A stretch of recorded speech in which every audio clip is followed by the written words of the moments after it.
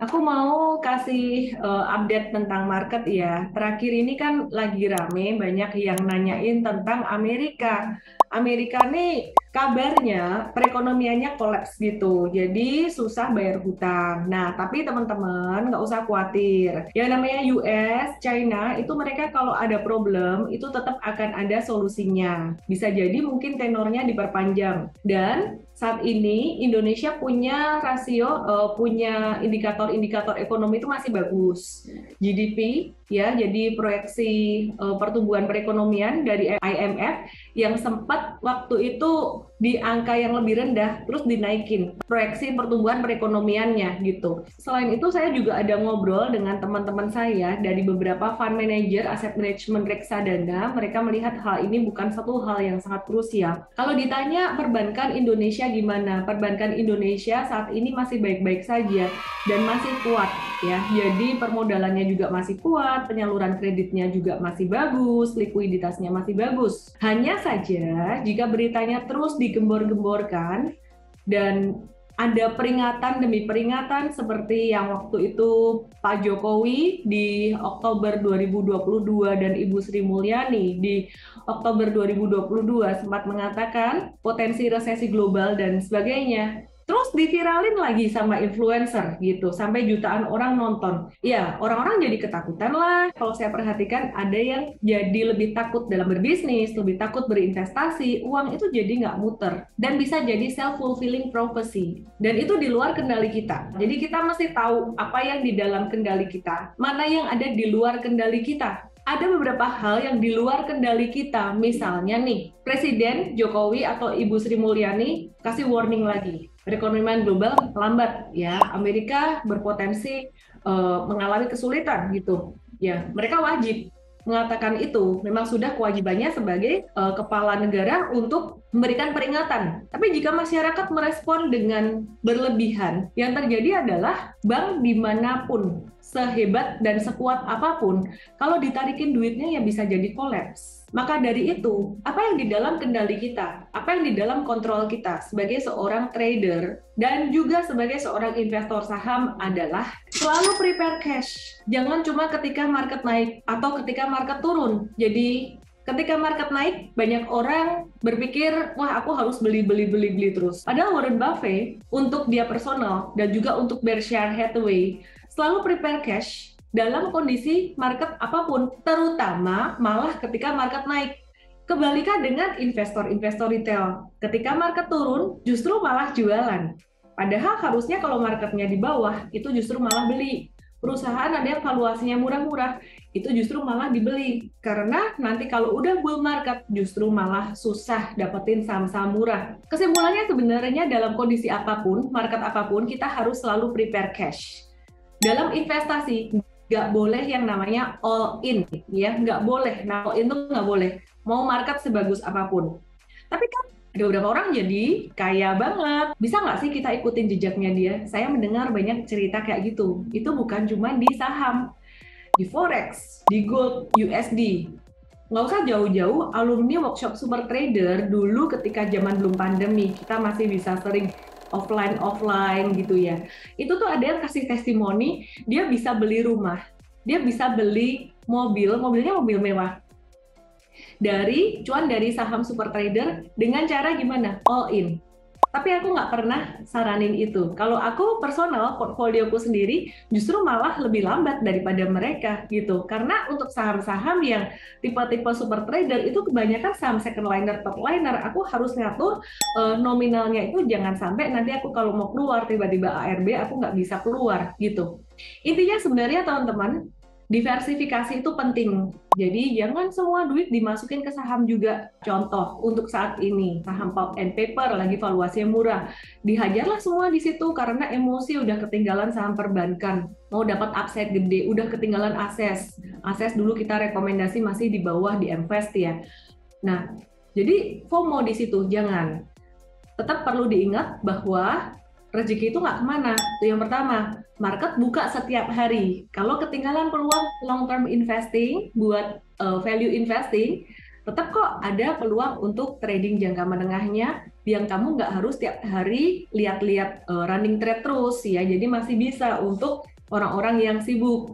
Jadi solusinya sekali lagi kembali ke mindset. Seberapa kita bisa mencukupkan diri kita. Sebagaimana kita memandang investasi saham ini tuh sebagai pelengkap aja supaya nilai aset kita tuh terlindung dari inflasi dan bahkan bisa bertumbuh pelan-pelan. Bukan sebagai satu mesin uang untuk menghasilkan jackpot. Jadi banyak orang masuk ke investasi saham, banyak orang masuk ke trading saham, forex, gold, apapun, kripto, apapun dengan mindset, ini tuh mesin uang gua gitu loh. Makanya banyak yang gagal karena terburu-buru. Manifestasi terburu-buru itu banyak hal, ya tidak hanya serakah, tapi juga takut. Salah satu teman datang ke saya, bilang, Ellen, aku mau dong diajarin saham. Oke, saya arahkan ke MVest. Oke nih, masuk ke MVest belajar. Wah, mau masuk MVest, nanya terus. Tapi aku takut. Tapi nanti ini gimana, itu gimana, papaku dulu pernah bisa rugi. Ya makanya lu belajar gitu. Belajarnya pelan-pelan, tapi nanti aku takut terus. Akhirnya aku nangkep kenapa dia berisik terus nanya terus, maksudnya nggak belajar gitu loh. Itu teman-teman sendiri. Terus aku bilang, kamu belajar dulu, tonton dulu video yang pertama, kedua, ketiga tuh udah ngejawab semua pertanyaan kamu. Saya kasih tahu pelan-pelan gini. Oke, sekarang saya tahu kenapa kamu takut. Sebenarnya gini, kamu kan nggak perlu takut kan? Kamu nggak investasi di saham pun hidupmu tuh nggak apa-apa. Kamu nggak mati, keluargamu nggak sampai kelaparan, nggak sampai keleleran. Iya kan? Iya sih. Terus kenapa takut? Saya takut gagal, saya takut rugi. Kenapa takut rugi? Boleh nggak kalau saya ajarin kamu masuknya dikit-dikit dulu aja, supaya kamu nggak rugi besar? Ya boleh, tapi tetap takut. Takutnya kenapa? Karena saya pengen cuan gede. Begitu dia bilang gitu, saya tahu dia pengen masukinnya banyak. Nggak terima ketika saya bilang prepare cash, masuk dikit-dikit. Oke, saya tarik mundur lagi. Kenapa seperti itu? Karena dia pengen segera cepat kaya, pengen cepat berhasil, karena banyak alasan-alasan yang personal lainnya di masa lalu gitu loh. Jadi sebenarnya yang perlu diberesin adalah alasan-alasan di masa lalu yang membuatmu jadi terburu-buru di dalam berinvestasi. Mindset berinvestasi yang perlu saya tekankan penting banget di sini. Saham bukan mesin jackpot, jadi butuh waktu. Dengan kita sadar seperti ini, kita nggak akan ketakutan mau Amerika jungkir balik, nggak ketakutan. Kenapa? Karena prinsip selalu prepare cash itu jadi masuk akal.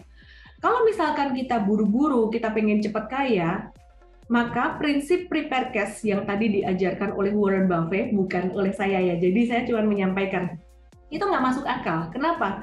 Gue pengen cepet kaya kok disuruh prepare cash, kalau perlu tuh duitnya masukin semua, belum gitu. Jadi cuannya gede gitu loh, ruginya gede nggak apa-apa, makanya saya join M-Trade biar lu orang manage ruginya gimana. Nggak bisa gitu guys, kita nggak bisa mengatur market, kita nggak bisa ngatur gerakan saham.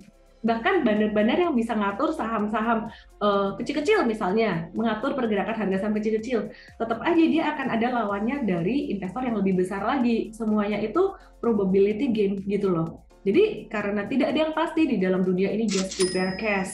Kalau dari saya pribadi, long story short, nggak usah takut dengan kondisi Amerika. Nggak usah takut dengan kondisi Amerika. Amerika mau jungkir balik, silahkan.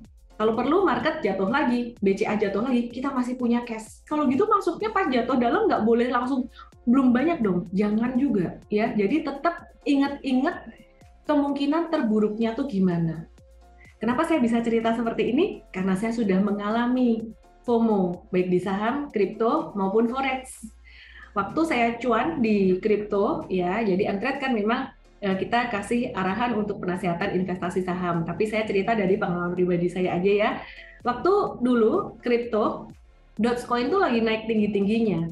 Waktu itu saya sempat beli dan cuannya tuh memang gila-gilaan.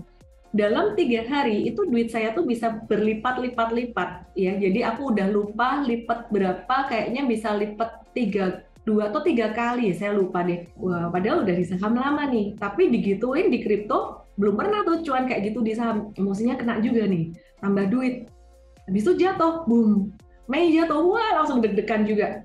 Jadi itu pengalaman pribadi saya. Jadi teman-teman, ini yang ingin saya sharingkan, saham, kripto, forex, investasi apapun bukan mesin jackpot.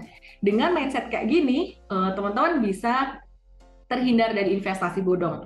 Sebaiknya sedia berapa persen cash. Balik lagi ya, sebenarnya tidak semuanya bicara tentang numbers.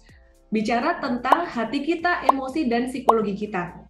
Jadi sebenarnya kalau saya bicara tentang bisnis dan juga investasi, ini bukan soal hitung-hitungan, tapi tentang profil resiko tiap orang yang beda-beda. Jadi berapa banyak cash-nya untuk yang benar-benar liquid di tabungan, untuk dana darurat, untuk dana cadangan, dana pendidikan, itu sesuai kebutuhan masing-masing orang. Dan ngomongin dana darurat, dana cadangan, katanya untuk 6 bulan hidup ke depan. Wah, kalau buat aku nggak bisa tuh. Aku nggak mau yang namanya dana darurat, dana cadangan itu cuma buat 6 bulan ke depan. Saya ini tipe orang yang karakter saya tuh suka prepare cash banget gitu. Jadi kalau perlu buat 2 tahun ke depan gitu. Saya nggak kerja, saya bisa makan nggak, saya masih bisa hidup nggak, buat 5 tahun ke depan. Maka dari itu, di sini dari goal tersebut baru kita bisa ngatur keuangan kita. Saya mau belanja ini, saya mau senang-senang ini, saya mau liburan ke sini, saya mau begini begitu dan sebagainya, saya mau investasi. Dihitung dari situ. Terus oke, aku punya mimpi apa, punya mimpi ini, itu, segala macam, dihitung dari situ. Masih punya nggak dana cadangannya, dana daruratnya, sisanya atau selebihnya tuh baru buat investasi. Kira-kira kayak gitu. Waduh, nanti jadi investasinya dikit dong. Udah kamu atur-atur aja. Intinya kata kunci, long story short, investasi itu jumlahnya senilai resiko yang kamu siap. Ya, jadi kalau misalkan masukin 100 juta, kamu siap resikonya 40% dari 100 juta, misalkan 40 juta gitu. Ya udah masukin 100 juta. Kenapa saya pakai benchmark 40%? BCA itu jatuh dari atas sampai bawah, bottom itu selama saya investasi dari 2007 sampai sekarang itu jatuhnya sekitaran 40%, 2 kali itu. Nggak pernah lebih dari itu. Jadi itu bodoh-bodohnya misalkan kita invest di perusahaan yang paling kuat, risikonya segitu gitu. Intinya gitu aja teman-teman, semoga bisa menjawab kegalauan teman-teman semuanya. Kalau ditanya, Indonesia bakal kepengaruh nggak dengan kolapsnya atau terganggunya perekonomian di Amerika, hutang Amerika yang banyak? Jawaban singkat satu kata, enggak. Tapi kalau mau didetailkan lagi, jika sampai ada efek-efek seperti orang Indonesia jadi takut, mereka redeem uang, ambil-ambil uang dari bank, ya nggak ada bank yang bisa bertahan. Ya semoga enggak, gitu aja.